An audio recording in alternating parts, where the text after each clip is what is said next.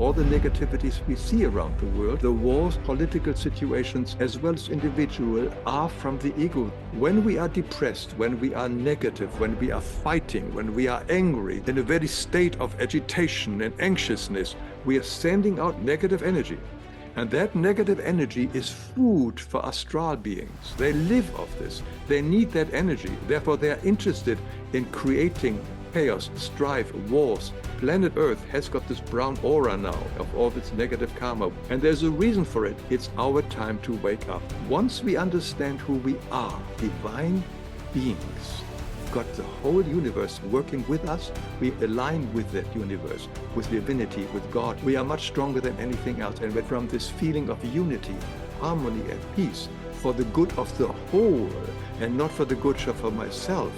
Everything happens for us and not to us. Everything is here to bring us home. But our ego will not allow us to see it that way.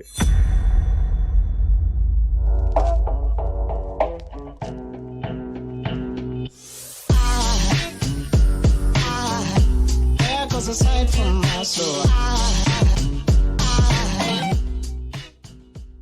Another episode with Hans Wilhelm. He's a repeat favorite here on the podcast. This particular conversation is extremely profound to help us understand the nature of our ego. In order to do that, we dive deep around the origin of ego, our divine nature, and the fall from divinity that we went through as a spirit, soul, humanity, being, and how ego was instrumental in creating that fall and how it's keeping us in this 3D matter and reality, and how to basically reconcile and heal and come back to our inner divine nature. This incredibly profound conversation helping us to learn how to work with our ego, how to dissolve ego, and the actual machinations of what our ego presents in day-to-day activities and how to actually witness it better, to dissolve it, to be aware of it.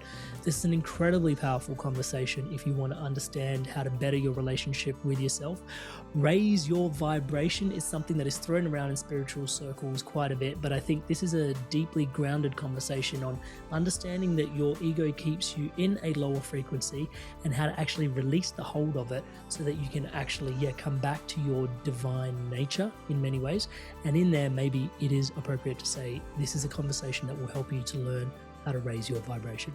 Hey there, inspired spirits. At the time of this recording, only 94% of you that are actually returning to watch a second or a third or a fourth video here on the Inspired Evolution podcast are actually subscribed. I can't tell you how much it genuinely helps everything we're trying to achieve with promoting positivity in the world through your subscription. Every time you hit subscribe, it helps us grow the platform. It lets guests that want to come onto the show know that it is worth their time to take the time out to carve out a conversation like the ones that you're enjoying here on the Inspired Evolution podcast.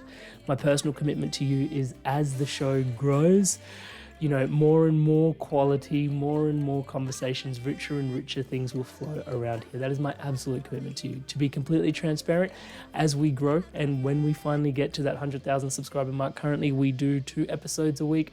I'm looking forward to getting us to about 3 episodes a week so we can really keep the juju going and flowing at an even greater level. And all of that is enabled by you taking the time to hit subscribe, hit that bell notification. So if you can, please take a moment, come on, take one quick sec, hit subscribe and hit that bell notification icon. It helps so much more than I can say. Thank you so much. Welcome back to the Inspired Evolution. And we have with us, inspiring our evolution once again, all the way from the depths of explaining our life in the richest possible way, Hans Wilhelm. Hans, welcome back.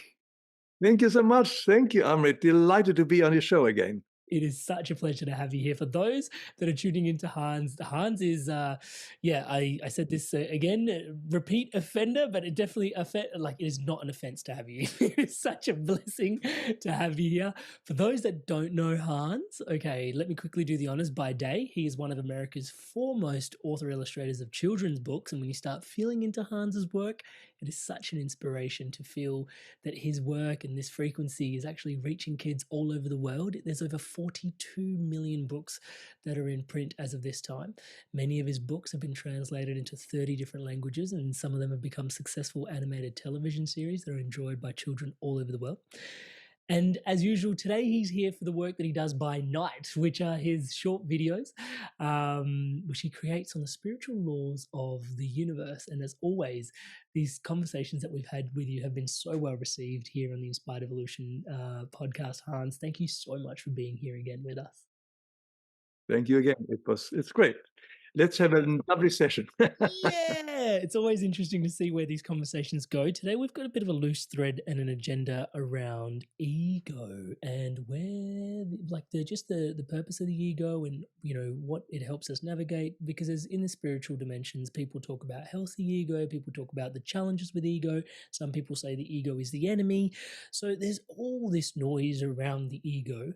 But feeling into your work and your awareness, I think to start with, where did the ego come into even like place, like the origin story of even ego for humanity, I guess? Yeah.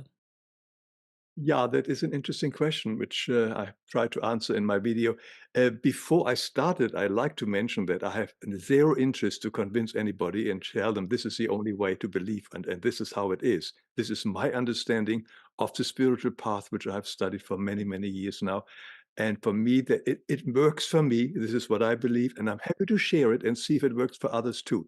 Because the information I'm giving have come from the seven-dimensional reality through a prophet, so to speak, and it was given to us in our language so that we can understand it. So I couldn't come up with this subject because it is so mind-boggling when you hear it. Now, when you hear it is one thing, but when you see it in my video, it's easier to understand. So I would try to explain it in words, and I just invite the audience to imagine it. Now, everything else, everything what exists, what we call reality, what is around us, who we are, is basically nothing than vibration and frequency. We know this from Tesla, we know it from Einstein. Everything is vibration. The atom is vibration in truth. There is no such real thing like material matter. It is all vibration. And our original being is a seven-dimensional reality, which is seven-dimensional form of vibrations. God's spirit, and which we also can call consciousness or love or intelligence or many other words for that, is nothing but vibrations. And we have been part of this vibration, which is continuously evolving and continuously creating the universes, the planets, the mineral kingdom, the animal kingdom, plant kingdom, and also the spirit beings, which are some call angels, which you and I have once been. And in this process of evolution, in the seven-dimensional reality, at the beginning of this kind of creation, there were a few spirit beings who decided they wanted their own creation. They didn't want to be in the divine creation that was created for them and out of which they actually evolved. They wanted to have their own creation. And by doing so, they basically removed themselves vibrationally from the very highest vibration of love and fell down into a lower vibration, very simply spoken. So the original vibrations, the laws of God, consists of 7 energy streams, or the laws of God, and they are order, divine will, divine wisdom, earnestness, patience, mercy, and love and mercy. These are sort of this is the basis of our who we are and what everything is made of. Now, these spirit beings who decided to want to have their own reality, their own kingdom, and beyond it be their own God, they switched these energies around. 180 degrees? Yeah, 180 degrees, basically. So out of the divine stream of divine order, they created disorder and chaos. Of the divine stream of will, they created self-will, ego will, so to speak. Of the divine stream of wisdom, they created the intellect. And of earnestness, they changed into carelessness. Then patience became an impatience, and love became self-love, and mercy became actually ruthlessness in that way. So all these wonderful love energies, out of which love is created, they switched around and they became beings of the temporal reality, because they basically removed themselves from the eternal reality into the temporal reality. When you watch anybody my video, it is very clear to see how I draw that, because the vibrations is now much, much lower. And through abusing these 7 divine laws and turning them around, their whole behavior pattern, thinking pattern, acting pattern totally shifted from originally harmony, love, peace, or unity. They switched it all around in basically chaos, in selfishness, disorder, and brutality. So they changed the vibrations and became different beings. That was the start of the ego world, because they created the me world, this, the self-centered, egoistic world, because everybody wanted now to be God. And that is based in very simple terms, what I use here to make it understandable, how we originally removed ourselves from the highest vibration and fell down to the lowest vibration. And this lowest vibration we see everywhere in the world around us. Let's a moment not talk about our personal ego, but when we look around the world, we see the destructions, we see the wars in Gaza and Ukraine, we see how people hate each other, they fight each other, internally, the family-wise, also politically-wise, from country to country. This is all the energy of ego. This is all the energy of destroying. The original beings who removed themselves from the spiritual, high spiritual vibration wanted to make a new creation, and they wanted to destroy the divine creation, God, and therefore they are focused on destruction. And we see the destruction around us everywhere, because ego is not something which a person has. Also, country have it, groups have it. We call it patriotism. And so this is another form of ego. And we fight each other because we all want religion and many other different forms of groups we feel to. And there is a group ego, and the group ego fights another group ego. And the result is that in our life, in our world here, we have so much disharmony, so much hatred, because it is all against our true nature, which is love. But we got up into it. So that is how, the very simple words, how ego started. It was a desire of the highest spirit being to be like God. In the Bible, we call it the fall of angels. They separated themselves from the absolute stream of love and made their own temporary reality by turning around the divine energies of God and made them their own divine laws. This sounds very complex, and I said, if anybody wants to see it on my video, it makes a lot of sense when you see it visually. Yeah, but I think even the way you described it is actually quite illustrative to the point as well. And I will make a link to all the links that we reference. All the references we make will be linked in the show notes below. There we go. I got that out. Yeah, the interesting point being that there is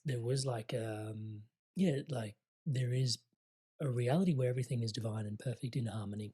And then in order to experience creation, there was this rift and we've had the fall.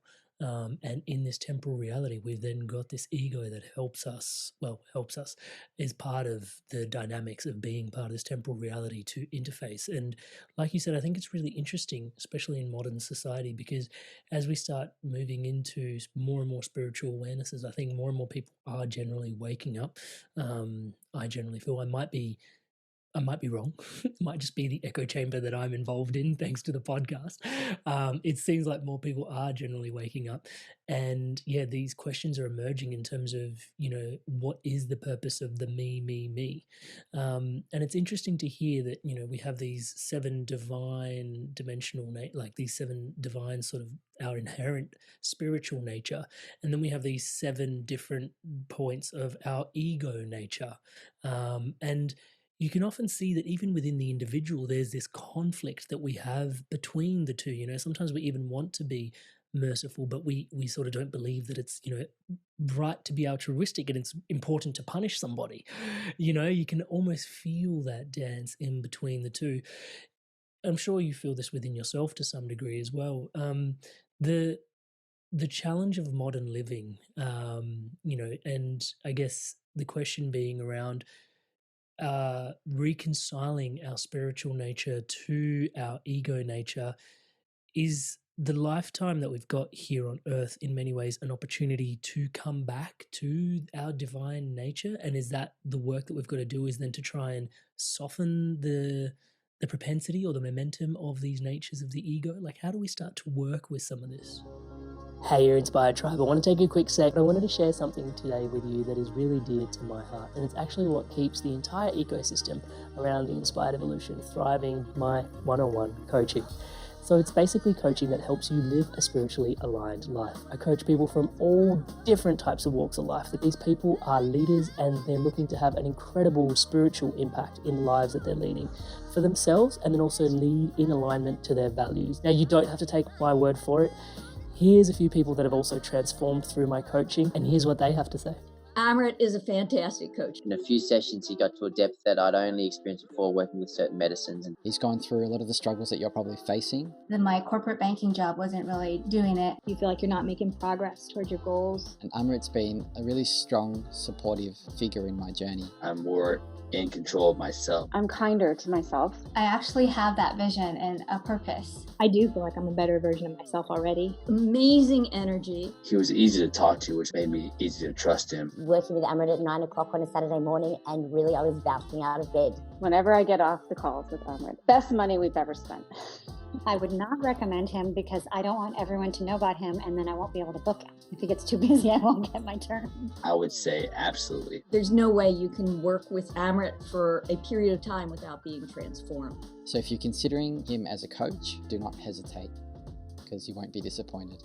As you guys can see, there's a lot of people all over the world from all these different corners experiencing incredible transformations. I don't think, if I can say humbly myself, that there is anything quite like this somewhere else online. Most people that, have channels that, grow and grow and grow don't really focus on one-to-one offerings. I have just found that it is the most profound space where you can bring yourself in a private container and really just share what's going on for yourself. And if you want to book in for that call with me, touch base, it's www.amrit.coach/life. That's www.amrit.coach/life. There is a link in the show notes below to book in that call.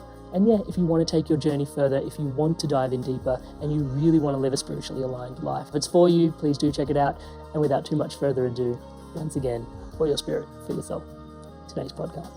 You're absolutely right. Our goal, the way I see it, as a spirit being who have gone temporary here in this world, is basically to undo our karma, which we may have carried from previous lifetimes, and to become divine again, to become back into the high vibration.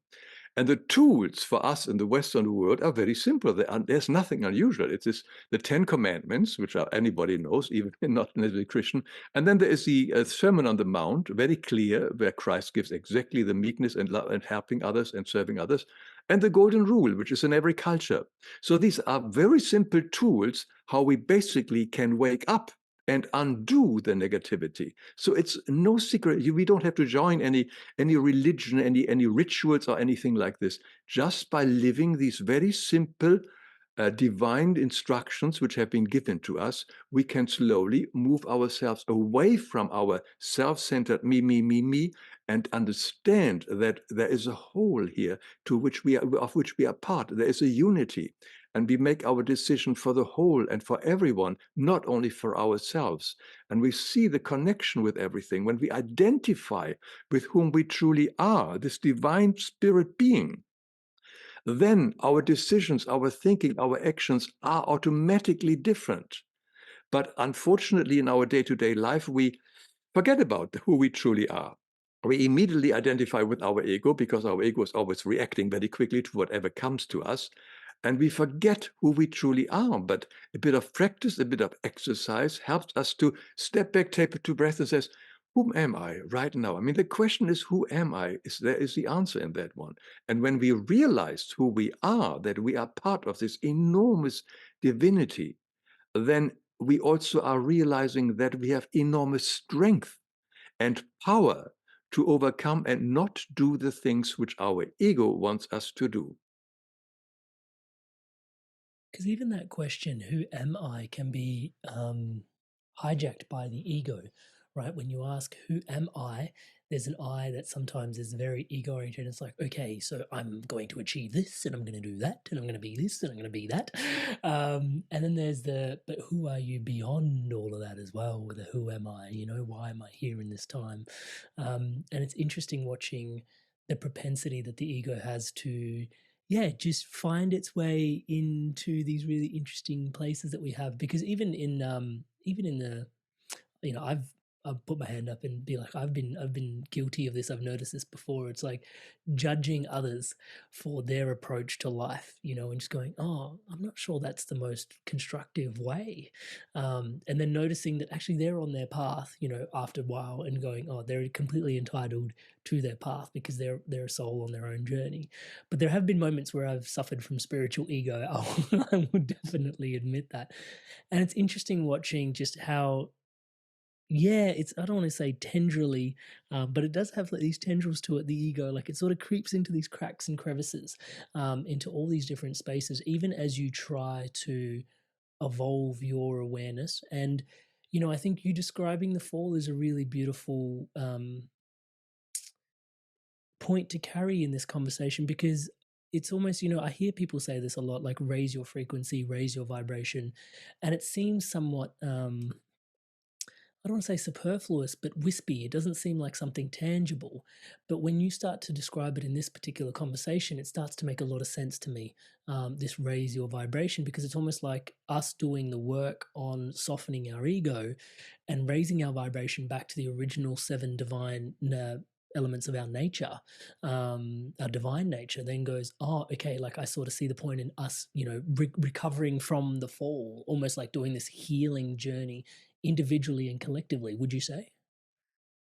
Yeah, and of course, our day-to-day life, you're absolutely right, makes it very difficult for us to suddenly stand back and reflect and say, oh, what is it? How did I react, or how will I react? That's the big problem, that we don't allow ourselves to find out who we are, which we can find out when we totally follow our feelings, our sensations, which tells us that this and that is not right or wrong. So we do have this inner guidance, but usually we are so busy with our head that we don't follow this. And one of the best tools I found always is to have at least once, if not twice, sort of a review of my day so far, in the morning and at lunchtime and so on, to look at what went wrong, what went right, and the evening as well, what went wrong and the right, instead of immediately rushing into the next day. By looking back, we can find out where we have actually acted and thought egoistically, and where we have not. That is a start, what I found very, very helpful, to really make this self-discovery and self-understanding. That is the first step. And don't curse ourselves for not being without any ego and be already highly spiritually evolved. That takes time. It took us eons and eons to fall as deep as we have fallen here to planet Earth, where all this cruelty is happening. So it will take some time to come back as well to that energy. But we do this day by day. And I think the most simple way, or the most easiest way, is to have, at least in the evening, if we don't twice a day, at least in the evening we go to bed, to really look back. What was it? What really upset me? What made me angry? What made me fearful? What made me envious? What made me whatever negative feeling I have? That actually is a wonderful way to find out where our weak points are. Now, I like to add something else. The problem is all our weak vibrations or weak points that we do have are absolutely known on the other side, on the spiritual side. Are visible because they are part of our aura. Our aura is basically our ego world. And that ego world can be seen by what we call negative entities, astral beings. The astral beings have very negative intention and want to really suck our energy and use us for their own negative destructive goals. So many of the thoughts, actions which we have are not necessarily coming from us. They were injected from other negative being. I explained it more detailed in my video on evil. So there is a lot of other things. Not all the negativity that we do automatically comes from us. We have maybe been inspired, or how shall I say, influenced, that's the word, by these negative entities. And therefore, the evening review, I think, is vitally, vitally important, because particularly we men are not used to look at our emotions and our feelings. We are always in our head. Women, of course, too, to agree, but men so more so. We do not talk about emotions. We don't look at our emotions, but our emotions give us the clue of who we are and what went wrong and what went right in our life. That's how we find it out. We have to look at the emotions. They are our guide for self-recognition. Yeah, and I find that really, it's again, the simplicity of the tools is always useful, because I love simple tools, because I have always found, and I think I've said this to you before, when people overcomplicate things, I find like now, with having been on this journey for like 6-7 years with a podcast, I'm like, why is it so complicated? What are you trying to sell me? You know? But when it's simple, it's always like, yeah, this definitely feels like there's wisdom impregnated here. And yeah, the self-reflection piece, exactly how you described, is quite a profound tool. And I actually found recently, what I've been doing for quite some time, but you know, I have a relationship with it, and what I do is I just video journal. Actually, I'll pull out my phone and I'll just talk to myself on a video. And I used to do it audio, and I find it really, really helpful, because I used to find having conversations with counselors and stuff like this can be really helpful to process information and allow things to like leave the system as you're just talking through it. But you don't need someone there. You can, a camera and a microphone can hold space for you as well, and allows for a great space of reflection. I think it's really interesting, because as you do an audit of your day, it's like, well, this particular interaction, whether it's with your spouse, whether it's with your boss, whether it's with your friend, didn't quite go the way that I wanted it to go. What happened there? And, I think this is a nice way to segue into, the three pillars of the ego, I guess, or the three prime beliefs of the ego that you describe. I'll let you describe them to us, but I've found, I've found again and again that if I do a reflection, there's a few like those elements rear their heads, and that's predominantly what was going on. Like I was driving from a place of one of these three beliefs that are central to the ego's machinations. Yeah, can you describe the three central pillars? Well, I think you're referring to the three. Like, first one is lack, that we believe in lacks. Lacks means not enough. There isn't enough food. There isn't enough power for me. There is not enough job opportunity. There are not enough women for me. Whatever there may be enough. It's the belief of lack, which is our ego gives us the first thing. This says you better work hard. You better work. It's intense, and so because there isn't enough from the pie, you better fight for it. And then the next point is attachment. Once we have reached something and achieved something, we are attached to it. And when we attach to something, we want to control it. We don't want to lose it. These are the things. So lack, attachment, and control, which is totally opposite to divinity. Divinity has no lack, because divinity is fullness. Divinity doesn't attach anything, because it is shared with everyone. There's utter freedom. And most certainly, divinity never controls, because divinity always allows the free will of each individual. So these three things are not our true original, our true, divine qualities, which you and I have. We are divine beings. So by nature, we are not attached to lack, attachment, and control, because we are divine beings. We know that sharing is much stronger. And we know also deep down there is an abundance. And we don't need to control anybody. So to come back to this kind of thing, we have to sort of slowly work ourselves back to it. And I think what you mentioned earlier about the simplicity, Gabriele, who is the prophetess of the divine words, she always says, God is ingenious simplicity. And he doesn't have any secrets and so on. Whatever the spiritual world shares with us, which I share further in my books, in my videos as I understand them, is extremely simple. And that's why I was blown away by it. And you don't have to join anything. There is no membership. There are no priests. There are no teachers. I'm not a teacher. I merely share what I discover. So when you're totally free of all these kind of external religious or spiritual kind of frames, and you're totally connected to divinity within yourself, then suddenly everything becomes much more stronger. And this answers also the next question, which I think, or the next, point people always bring up, but there is a healthy ego. We must have a healthy ego. Now, many people believe in it, and that's fine, and I don't want to change their mind on that one. That is not my intention. But my personal understanding is, once we understand who we are 1,000 times stronger than any healthy, so-called healthy ego.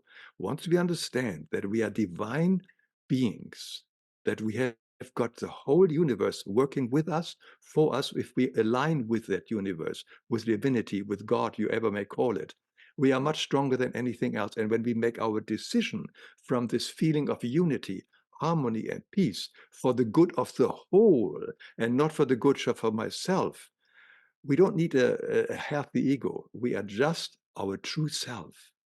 And when we are our true self, we always make the best decision, when we are really coming from that understanding that we are these strong, divine beings in line and in harmony with the greatest power there ever is, which is divinity or the God Spirit. Does it make sense? Yeah, beyond makes sense. It's incredibly inspiring, actually, to hear you share that. Thank you so much. And there's 2 points. I do want to talk about the grip that these three have on us, and maybe I should go there before segueing into the next thing. But I do find that there is a grip, that control, attachment, and lack sort of have on reality. And I don't want to describe it this way, but it's the only way I can really approach the conversation. It's almost like if I was to let go of lack, let go of my attachments, and let go of control, there's so much fear for the ego that it's going to where do I land? It becomes so slippery. And maybe that's exactly the mechanism that's meant to be in place to sort of land back in spirit and our divine nature. But you can almost see, I almost see it as like I'm rock climbing, and those are the hooks that the ego has to climb into where it's going. And maybe climb is the perfect metaphor as well. But yeah, that's the grip. And I guess the question really being around the anxiety, or maybe even anxiety is not the right word, but the trepidation. There is fear, I guess. I can definitely say fear around loosening the grip of these mechanisms.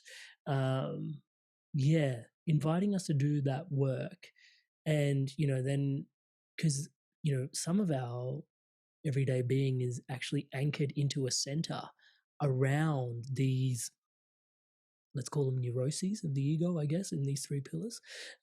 Many of us are centered around some of our attachments, our sense of lack. We identify with that. We build an identity. We've got a maybe artificially constructed center, but a center around these nonetheless. How do we unpick and unlet go of the grip of these to sort of come back to a whole new center and, confront the fear of doing so and allowing it to be so slippery? Sorry, it's a big question, and I've spent a lot of time asking it, but I think... Yeah, no, I think you touched the first thing. So first of all, the first step is always to become aware of it. The moment you become aware of it, that you are having this motor car and this big villa and the job description and the trophy wife and so on, just to impress other people, that's already a step. It doesn't mean that you can change overnight, but just become, I don't really need it for myself. I just want it to feed my ego, to feed my ego. That first step is a very important one, to realize I have all this stuff and acquire all this stuff just to get the approval and acceptance from other people. That's what the ego always wants. They want the love and attention and approval from other people. And for that, we have all the attachments which we have, accoutrements, and to show off, to impress others, and to be better than everybody else. That is the goal of the ego, to do that. And the ego has one other thing. It continuously keeps us either in the future or in the past. It always tells us you were not good in the past, and in the future you may not have enough, etc. So our thinking is always past, future. In the present, the ego is absolutely powerless. It cannot exist if we are really present. Because in the present, we have no needs. There are no needs like this. We don't need to impress anybody, etc. It is all gone. When we are present, when we are totally in the here and now, then the ego is absolutely powerless. Because as Byron Katie always says, now is another word for God. The moment we're linking with God, which is being present, the ego has no power of us. And the ego has the power of us, and because the ego helps us to identify ourselves with our physical body. It's all related to our physical body, how we look, what we have, what we possess. And therefore, ego is also the one element in us which makes us so fearful of death. because the ego believes that the moment I die, the ego dies, which is not true. The ego is are programs which we take over into the spiritual world and maybe into the next lifetime. So death does not evolve, free us from our ego, unfortunately. So, but the ego tells us, don't die, because then there's nothing there. It's the end of existence of me, because we are so strongly identified with the ego. So we have to keep in mind that the ego is powerless in the here and now when we are truly present. I mean, the genius who has told us about it, I'm sure, is as known as in Australia, everywhere else around, is Edgar Tolle with The Power of Now, which is a wonderful piece of work. Exactly, the power of now. There is all the power in the now. This is what I said earlier. Who are we? I am divine child of God and have all the abundance, the fullness.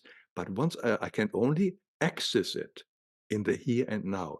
I cannot access in the future and not in the past. Therefore, the idea to stay as much as possible in the here and now is, of course, the preferred way of living. Yeah, I've got my own relationship with, well, I was trained by Eckhart Tolle for 6 months, but my own relationship with, having spent so much time in the past and, the depression that brought along, all those years ago, touch wood, and learning to, be anchored in the present is quite a blessing, and quite a journey to go on as well.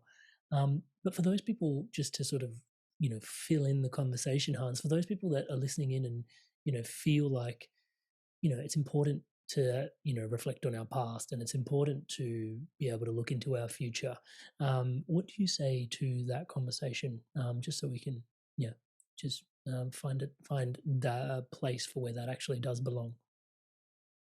I'm not quite sure I get your question right. I mean, I mentioned our preferred way is to be in the present, if we can do that through exercise, through reflection, and so on. But I don't know whether that is the answer you were looking for. Yeah, but there is the ego has this propensity to look back on the past, and the ego also has this propensity to look forward in the future. And it is a mechanism that is present, and yes, that is available. I'm conscious at the present moment, as you described, and I love that. The now is God. Like, that is just so great. The work of Byron Katie there. But, for some people, they say, oh, yeah, but it's really important to be able to look back, learn from our mistakes. And, there is this it is necessary. It is good to actually be able to look back and reflect. And, there is also, being able to future forecast and look forward and sort of see how, we want to live our life potentially even is useful, and it's able to, it's good to be able to forecast. So people will make a case for, not being present, being able to look forward is important, and not being present and being able to look back and reflect is important. How do you reconcile the importance of being able to look forward into the future and being able to look back and learn from our mistakes with being present in the present moment? As long as we are living here on Earth in this very low temporal reality, we can't be otherwise. We do look back and we look at the future. This is we continuously fighting between these two things, and we struggle to be in the now. And I said, it's nothing bad as such. Again, the attachment is a bad thing. Being attached to the past, or when I was a king, when I was great, or whatever, or being attached to a future, that's where the problem is.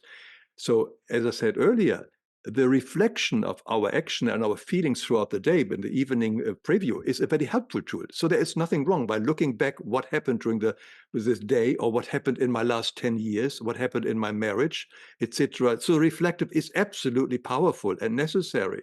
And the future as well, as we want to plan our future. You're a family father, you want to have certain goals you want to have. The problem is attachment. How attached are you? And are you acting out of lack, the lack attachment control, or are you acting out of your true gifts, your talents, what you can contribute? So it's a different thing how you motivate the future. Do you do it out of lack? Then we have some problems, because the choices will not be very productive. But if you act out of abundance, so the way, oh, I'm strong enough, I can do this, these are my qualities, I like to bring this quality into the world and help people, then it's a different story altogether. So again, it comes our attachment to lack. If we believe in lack, we have a problem. And also attachment as such is actually the key to everything. So reflecting of the past is helpful to correct our path and to make changes. And in the future, as well, planning is also very important. I plan my day tomorrow in advance every night. I make a list of what I have to do tomorrow, because if I don't do this, I probably procrastinate and probably don't do it.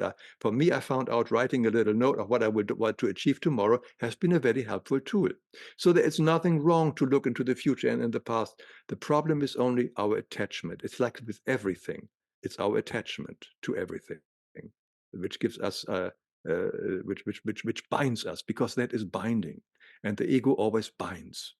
Thank you so much for clarifying that. And yeah, I find myself believing the same thing, right? Like, which is similar to, like, if I'm in the past, it's totally fine to reflect. If I'm in the future, it's totally okay to future forecast. But it's when you get stuck there or attached to, oh, my future state, and that becomes my operating system. I'm just running after my future state all the time. And it's like, whoa, like, come back, be present. You know, there's a whole opportunity there. And yeah, like a healing. And, you know, we're having quite a, well, 7-dimensional and spiritual conversation, yeah, but also to, you know, just make it a little bit more 3D for the moment. Just the mental health challenges that we have across the planet. You know, 1 in 2 that, you know, forecasted 2025 to be anxious or depressed. For me, that means spending time in the future is anxiety, spending time in the past, you know, depressed. And that's 1 in 2. That's a lot when you think there's 8 billion people on the planet. There's 4 billion people potentially struggling with this. You know, and I think, you know, now we're talking about ego, lack control, you know, and yeah, these elements that are in there, and attachment. Now it seems to be quite easy in this particular point in this conversation to go, oh yeah, you know, do you see these as being the key sources of a lot, I want to say all, we can't be absolutist here, but a lot of the mental suffering that exists on the planet, in your opinion? The mental, I think there are so many reasons. I wouldn't make an assumption what it is, but there are so many reasons why people suffer, and it's basically karmic. I mean, this is the karma coming back to us. There is an illness. It can be as also a depression. So if we are depressed, there is something of the past which needs to be cleared up. So I find that is a very important thing. And the other thing is also, when we look at depression and ego, the first thing which comes to my mind, many forms of depression are nothing but failed manipulations, which means I have done everything to hold on to my wife, but she ran away with a gardener, and I tried everything, etc., but nothing worked, and I'm totally depressed because all my manipulations to make her stay with me and not run away with the gardener have failed. Control. Now, you can't do that. And that's, so we get ourselves into the thing. It's failed manipulation. Now, this is not all depression, but this is a typical form of depression, why people are depressed because I didn't get the jobs I wanted to have. I tried everything, etc., etc. And it's too many no's, no's, no's. And we identify with the no's, not with the possibilities. And eventually we become sort of hopeless because we have failed, all our manipulation have failed. Now, then again, we have to look into it. What are the manipulation? Where do they come from? Where they come, like, for instance, they say the wife who ran away with the gardener, that was an attachment and control issue. That was an ego issue, very clear. So what is it that I was trying to manipulate so desperately? Again, it is always ego. Or if it's a love thing, we would not react that way. We would not be depressed. And therefore, it comes always back from ego. All this, as I said earlier in the show, all the negativities we see around the world, the wars, etc., and our doom, political situations, as well as individual, are from the ego. They are created by the ego word and ego energy, and they are so often forced and energized by outside forces through louche energy, which the person, let me explain that. When we are depressed, when we are negative, when we are fighting, when we are angry, when we are in a very state of agitation and anxiousness, we are sending out energy, negative energy. And that negative energy is food for astral beings. They live off this. They need that energy. Therefore, they are interested in creating chaos, strife, wars, fights. So we are very often the punching ball of these entities as well. So that is another whole kind of aspect which comes into the picture of enormous depression, sadness, darkness on this world. We are having individually an aura, and this aura is nothing but our ego world. These are all our programs, which we have, our belief system, which we are sending out, and spirit being can see it. Some advanced human being can also see the aura, but they are in many cases murky, brown, because this is our thinking and our behavior pattern. And that is the whole world. The whole planet Earth has got this brown aura now of negativity, of all this negative karma which is coming there, and we are living in it. And there's a reason for it. There's a blessing in this as well. It's our time to wake up. Sometimes we have to have a very extreme situation to wake up, or to undo the karma which we have over lifetime to lifetime accumulated. So maybe at one time we will have a very serious kind of illness, pain, suffering, depression, to let the karma flow out of our soul and be free of the karma. So the whole thing of as negative as the world is with all the wars and so on, but it is also in many ways an undoing of karma which has been developed over eons and eons of time. Whoa. There's it brings a whole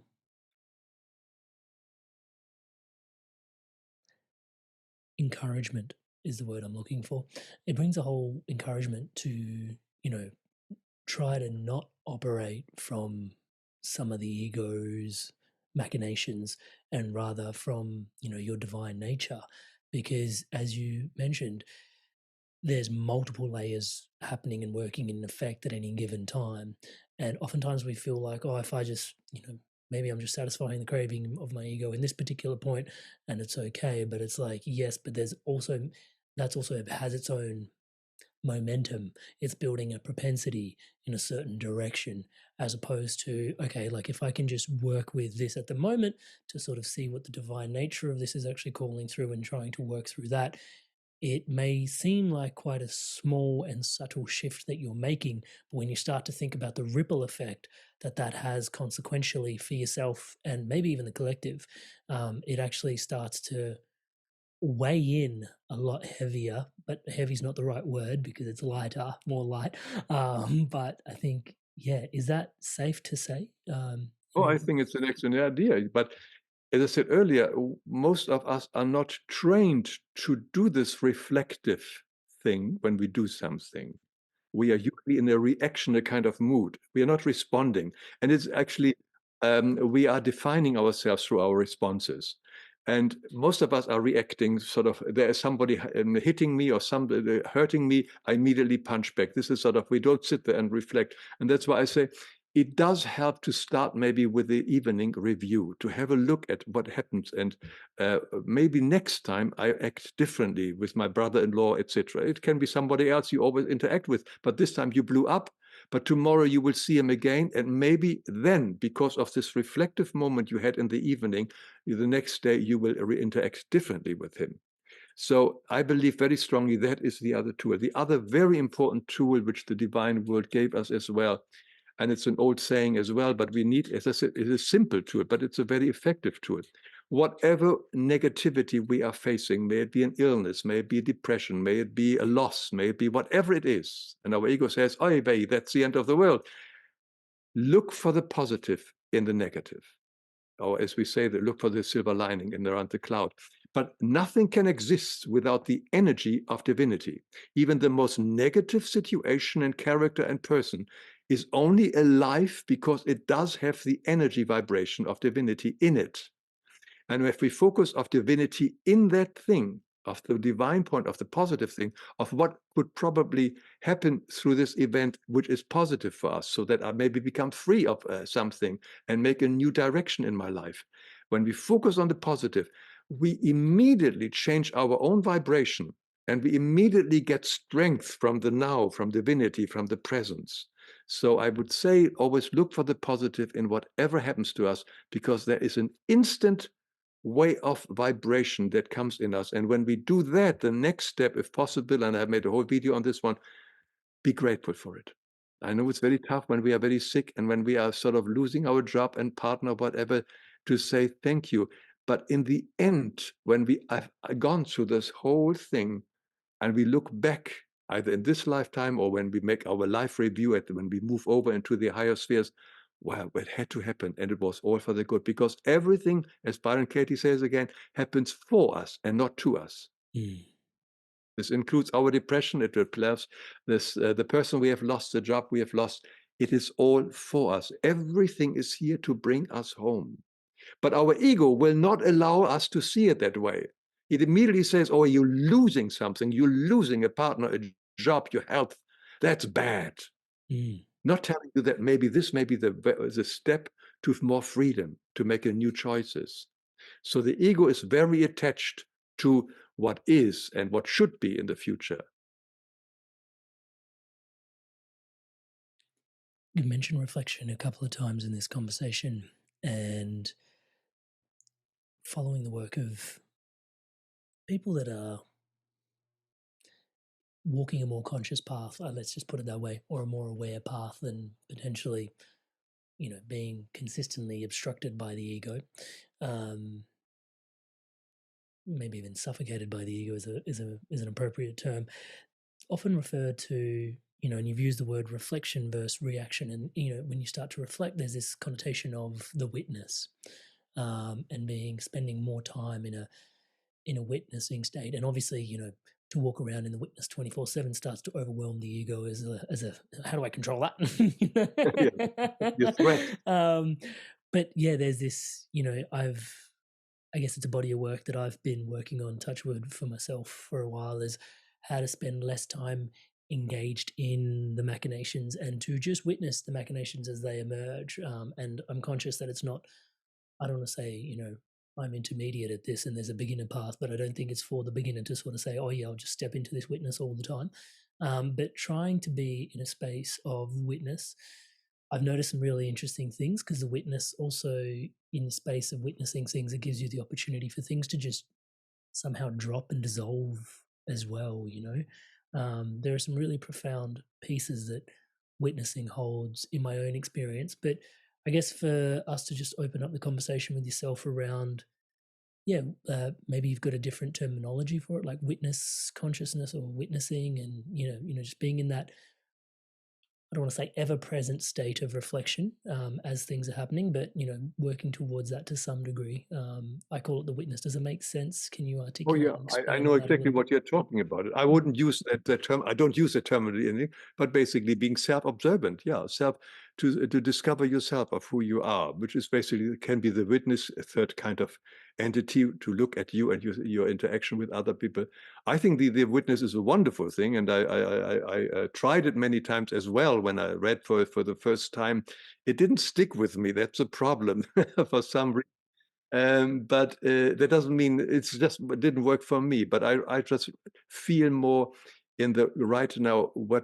How do I react? How do I react? Not the third person, but more myself. How do I react? How do I respond? What is happening in my stomach? What is happening in my emotionally? empathy? Yeah, to use my body as how shall I say, as to decipher what's actually going on out there. So because my body tells me exactly whether I'm afraid, whether I'm angry, whether etc., whether there is something here happening. So the body is for me my guide often case. Of course, there's also intuition that you know something without any physical reaction. But the physical reaction is so clear, the emotions coming up so instantly. But as I said, we men are not used to look at them, and we don't want them. We can always push them down. My next question is going to be, I'm going to ask this question because I've been meaning to ask it for a while and I haven't been able to tuck it in, and then I'll get to the next question. And this is bringing us back out of the 3D back to the 7D in some ways, the meek shall inherit the earth. Like when I first heard that, it still in some ways requires some understanding of the word meek to some degree, because it makes it sound like the meek seems like those that aren't the strong. And there's the way you've broken this down, your work has actually helped me understand meekness in a very different way. Can you describe meekness for the divinity that it entails? Well, for me, this is actually a state where you are not having any ego, any self-will, where you surrender to the will of divinity, the God's will, what is good for everyone. So you stand back and let that happen, what is good for everyone, for the well-being of all, not only human being, but everything, animals, etc., everything else. Now, this may be seen as a weakness, but in truth, it is a strength because we are linking immediately up with the highest power. There may still be what we are talking about. We may be afraid that maybe a powerful, egoistic person can come and exploit those meek people. I think that's what basically our ego tells us. Why do you want to be meek? Because someone else could easily come and abuse you. That is possible. That is definitely a possibility. But anything is possible for us here in the 3D world. And we can be abused and killed, as we see in the television every day. That is actually, you don't have to be meek for that, but you get killed. These are things of karmic things which can happen to us. That's quite possible. But in the absolute reality, when we align with the highest vibration, which is love, peace, and harmony, there is nothing stronger than that. And that is meekness, is because I don't have to have my show of ego. It says, look here, who I am, etc. I go with the flow. And I think this is a wonderful example about the fish. As long as the fish is swimming in the stream of water, it is happy, it is abundant, it has everything. But the moment it jumps out and falls is on the shore, it is struggling, it is fighting. Now the water doesn't condemn them, it doesn't judge the fish. Neither does the water tell them what to do. The fish on its own way eventually has to find a way back into the water to feel the abundance again. And a meek person, as you mentioned earlier, for me, is a person who totally is aware of the utter abundance and strength in them.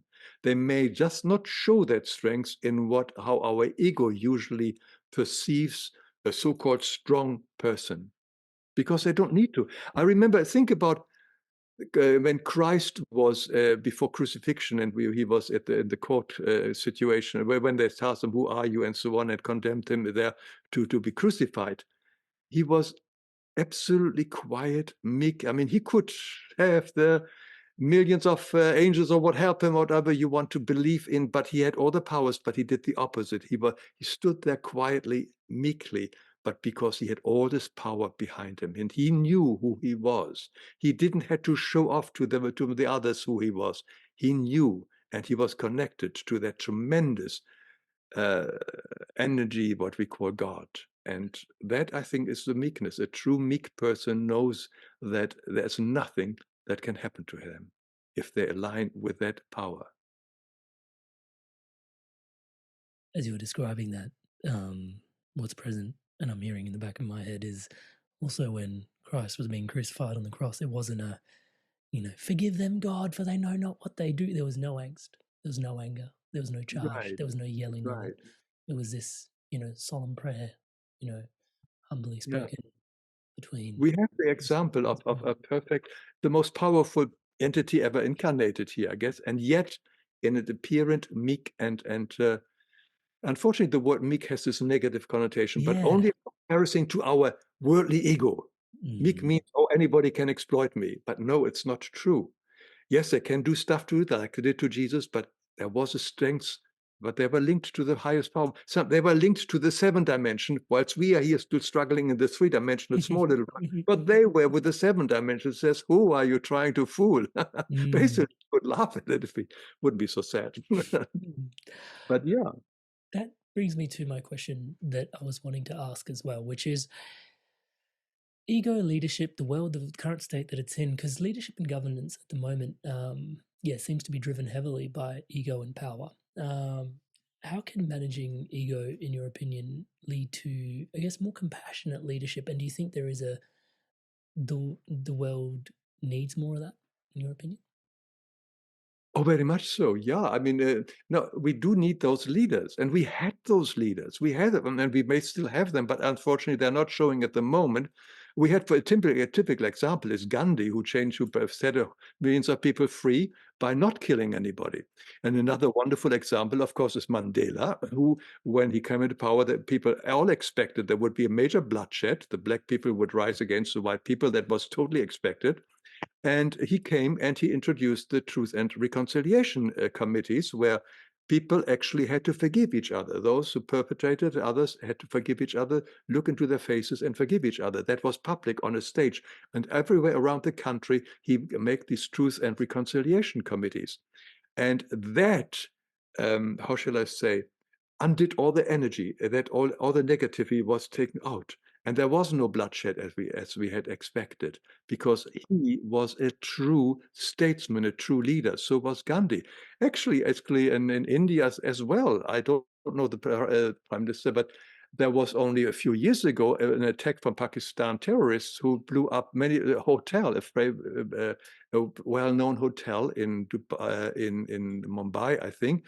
And many people died there. And of course, normally, if it would be W. Bush, he would react and send bombs over to Pakistan. He didn't.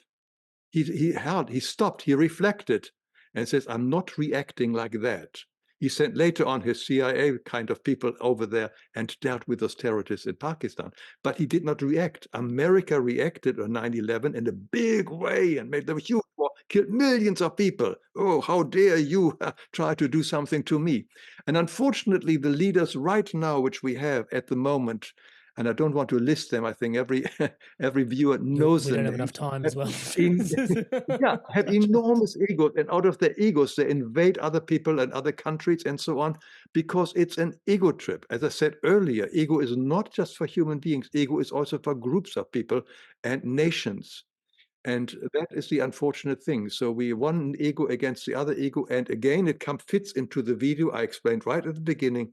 It is all built on destruction and chaos, destruction and chaos, destruction and chaos. And we just have to be aware of this. Hopefully we can elect some wise people again. But if that is not the case, at least try to be wise, loving and caring in our own small environment. And whatever happens has to happen. And whatever happens in the end is happening for us and not to us. Yeah, and I think it's really important to reflect on that, because yeah, even when we look at the concept of war, when you have the egos of particular leaders that are older facing off against each other, you have actually young people that don't even know each other, blowing each other up, killing each other, and just the karmic debt that's being accrued, is heartbreaking to even try to consider. Touch wood, and yeah, with, I guess, wiser leadership, there is an opportunity for us as an entire species not to accrue such karmic debt, I guess, touch wood, is what I'm hearing from you as well. Yeah. But as I said, these are the things which unfortunately happen in this world, and I think they will maybe increase still for a while. So all the more important for us to develop a connection with our inner divinity. We need it in the future more than anything else, to really know that we are never alone. We are always, the whole universe is in us. It's not that we are in the universe is in us. It's another video which you can watch. But it is all in us. All the energy, all the divinity is in us. And it is helpful to have that inner connection. And you said something else. I like to come back when we spoke about earlier about the daily evening review. And you mentioned that you make your audio tapes, which I think is a great idea. I also strongly believe to make, if you are alone in a place where you can feel not observed and so on, to have it in a prayer with your own divinity, whether it's God, Christ, whoever you believe in, and do it loud. Have your day's review loud with him. I did this, etc. Can you help me tomorrow to deal differently with that? Have this inner contact, the father-son contact. God the Father and we are the son or daughter, because that is the loving Father in us who wants nothing else than to his child to return back home to the seventh dimension as his child, as the pure angel again, and give all the help is given to us. We have all the energies in us. We have got the assistant. We have got our guardian angel who helps us, who can guide us. And we have got also all the divinity in us, the whole universe, and is in us. So make use of it. We have to learn to make use of it, not afraid of it, because our guardian spirit, they're here, they want to help us. So if we turn to them or to Christ or to God, that is exactly why they are here. So it's like you are sick and you've got a nurse and doctor standing next to you, and you're ignoring them. I'd rather be sick, but I'm not turning to the doctor and the nurse. That's what most people are doing at the moment, because they're not aware that the doctor and the nurse is right next to them. It's inside in us. At this juncture, I think it's important to have a conversation around the fact that prayer is a practice as well, and I use the word practice consciously because I think many people don't pray because, well, I remember this for myself. It's like, I don't know how, or, I don't know how to do it right. I don't know how to do it correctly. And, there's so many threads in there as well. Like one of the other threads that I remember for myself was, I don't know what to pray for, and it's like, reminding myself a couple of things there that, prayer is a practice. Firstly, that, the more I practice, the better I'll get at it. And actually, I don't need something to pray for at any given moment, touch wood. It's more about actually, well, building an intimacy, like you said, building that connection, even the way you described it is, it's more about connection building with what is divine rather than actually, because many people, I'll pray for something material, like, I don't know what to pray for. And it's like, it's not about, manifesting things, it's literally more about connection and intimacy. Can you further that? Yeah, that you summed it up very well. Yeah, it's not, God is not an Amazon and so on. You ask something and tomorrow. And it'll arrive tomorrow. Yeah, 4-hour delivery. That is not that, because that's what comes from our ego. Whatever we think we need comes from our ego in the most cases. Now, there may be, of course, people around us who are sick and we pray for them for their health and so on. But again, we are praying for their well-being and so on. This means that I seem to be knowing exactly what is right for that person. Maybe the person has to die, even if it's my own child or whatever, as horrible as it may sound. I do not know what the most perfect way of life for that person is, but I can pray to give extra energy to that person so that whatever God's will is may happen. So it is very helpful. Prayers are very helpful. But I think most important, as I said earlier, have a very personal connection. Hey, you're Inspired Tribe. I want to take a quick sec. I wanted to share something today with you that is really dear to my heart. And it's actually what keeps the entire ecosystem around the Inspired Evolution thriving, my one-on-one coaching. So it's basically coaching that helps you live a spiritually aligned life. I coach people from all different types of walks of life. These people are leaders and they're looking to have an incredible spiritual impact in the lives that they're leading for themselves, and then also lead in alignment to their values. Now, you don't have to take my word for it. Here's a few people that have also transformed through my coaching, and here's what they have to say. Amrit is a fantastic coach. In a few sessions, he got to a depth that I'd only experienced before working with certain medicines. And he's gone through a lot of the struggles that you're probably facing. Then my corporate banking job wasn't really doing it. You feel like you're not making progress towards your goals. And Amrit's been a really strong, supportive figure in my journey. I'm more in control of myself. I'm kinder to myself. I actually have that vision and a purpose. I do feel like I'm a better version of myself already. Amazing energy. He was easy to talk to, which made me easy to trust him. Working with Amrit at 9 o'clock on a Saturday morning, and really I was bouncing out of bed. Whenever I get off the calls with Amrit, best money we've ever spent. I would not recommend him because I don't want everyone to know about him and then I won't be able to book him. If he gets too busy, I won't get my turn.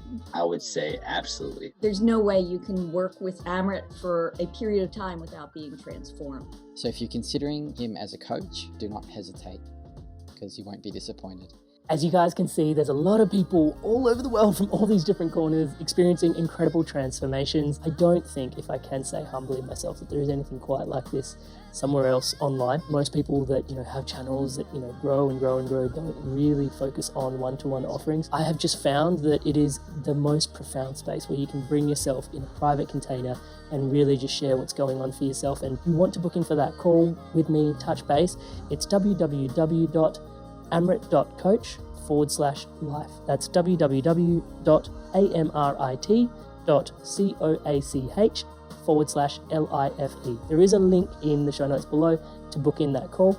And yeah, if you want to take your journey further, if you want to dive in deeper, and you really want to live a spiritually aligned life, if it's for you, please do check it out. And without too much further ado, once again, for your spirit, for yourself, today's podcast. Now, my next question was going to be around the evolution of ego. Now, this is a really weird sort of question to ask, but I'm hoping I can ask it correctly. So,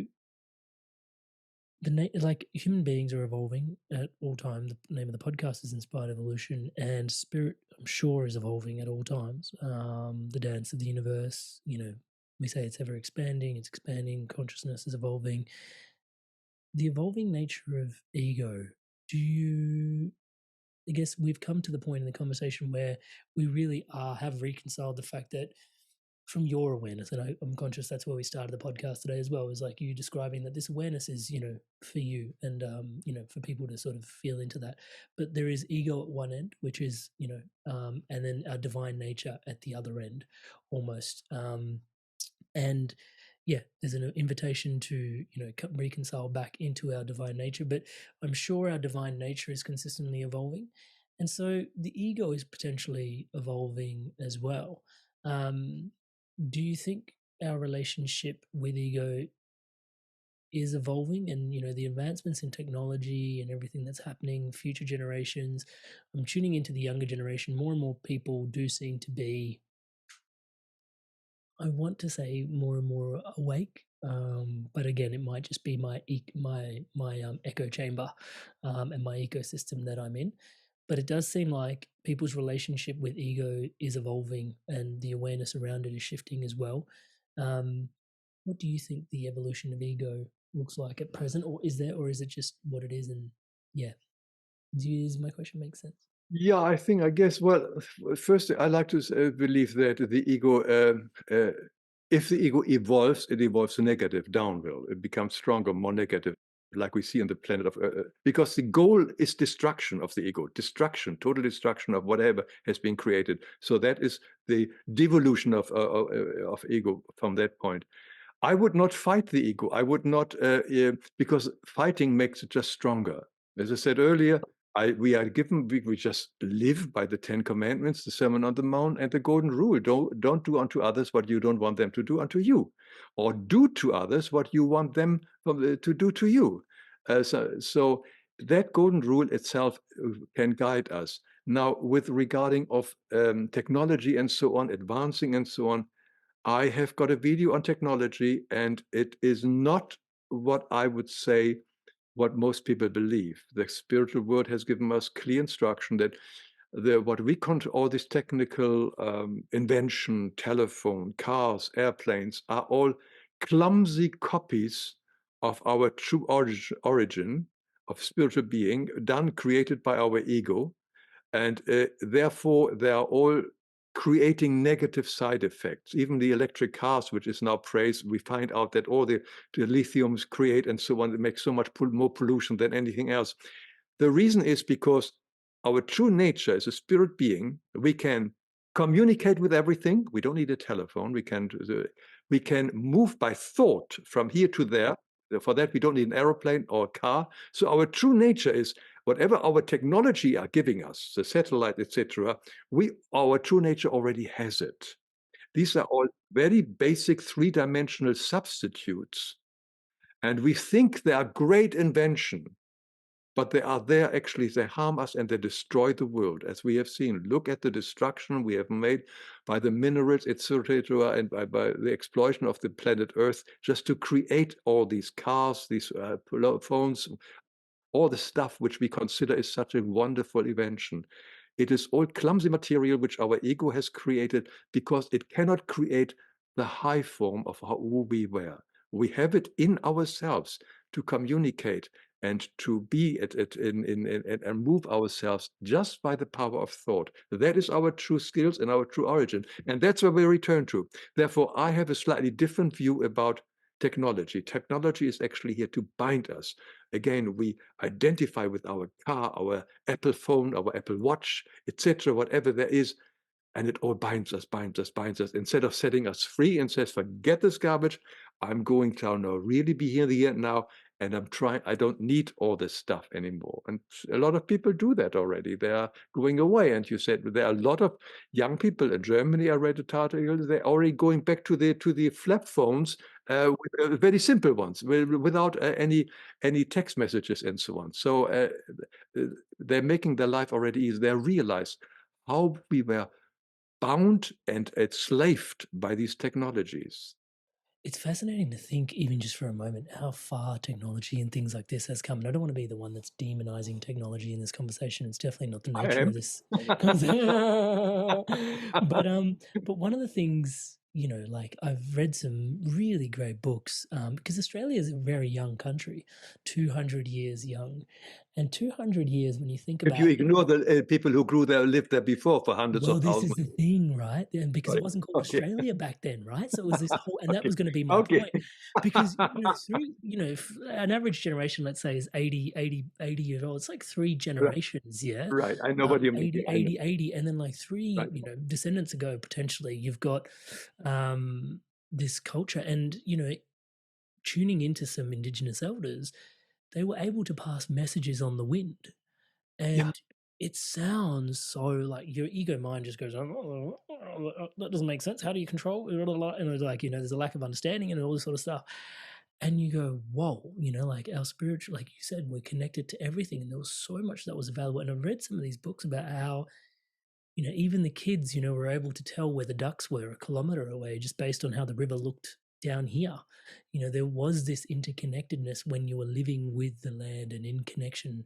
And that's available. And then the synthetic nature of what you're describing, it's like, okay, now there's Wi-Fi and we are all connected all the time to all the things, but the ego has tried to construct something that mirrors something that's available spiritually. It's quite profound to take a moment to sit back and just reflect. And I think there is an opportunity, the easy access point for me is just reflecting on the Indigenous culture here, because it seems like it's, Indigenous makes it sound like ancient, but it was just 200, like 200's not that much.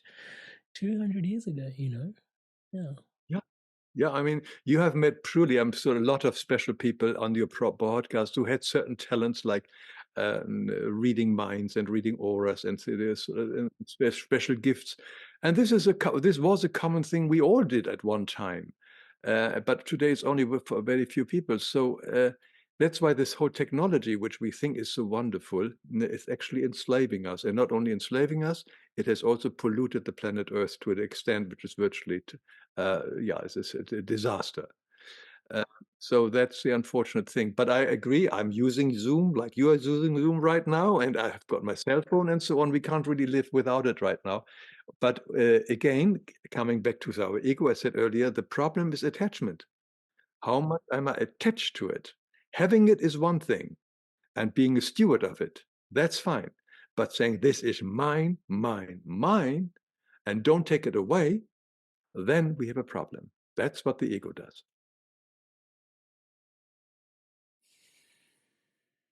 Hans.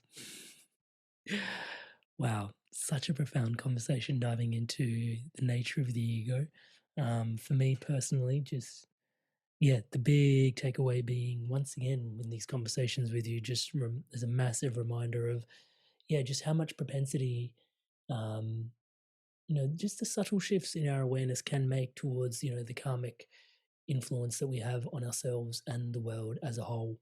And, touching back into our divine nature, the 7 dimensions of our divinity. And really, the antithesis of those, and how that has become the momentum of me of the ego. And really being able to tune into higher frequency and raise our vibration by contemplating those divine natures. And I'll list them in the show notes below for everybody to be able to access. And then also, the 3 sort of tendrils that grip when it comes to the ego, the control, the lack, and the attachment, really gives us something to really witness and work on with the witnessing, self-observation, reflection, and the reflection that you've offered us as a tool to just reflect and see, where you haven't been operating from your divine nature and more from ego. And I think it's a really profound conversation we've had to enable us to soften the grip of the ego, and provided a lot of reasons, I guess, for why we should do that. I'm feeling like the podcast isn't closed, but I am closing. So is there anything else you wanted to add? No, I think, Amrit, you did wonderful to get this all to the surface through your question and self-exploration. And I thank you for it, because as I speak loud to you and so on, I'm also listening to myself. I am talking to myself. And when I was having the little disturbance here with the drinking, my throat and so on, that was a message for me. So I'm continuously learning and gaining from these conversations. So, and I hope if some of your listeners also gain something from it, that would be wonderful. Oh, touch wood. Hans, your humility and grace in all of this is always beyond inspiring. Thank you so much once again for sharing yourself so abundantly here with us. I know for a fact that the audience love having you on and just having these conversations with you, and we get so much from these conversations. So again, I want to thank you for your time here today. But as always, it's a lifetime's worth of work that you've invested in your own explorations, your own curiosities.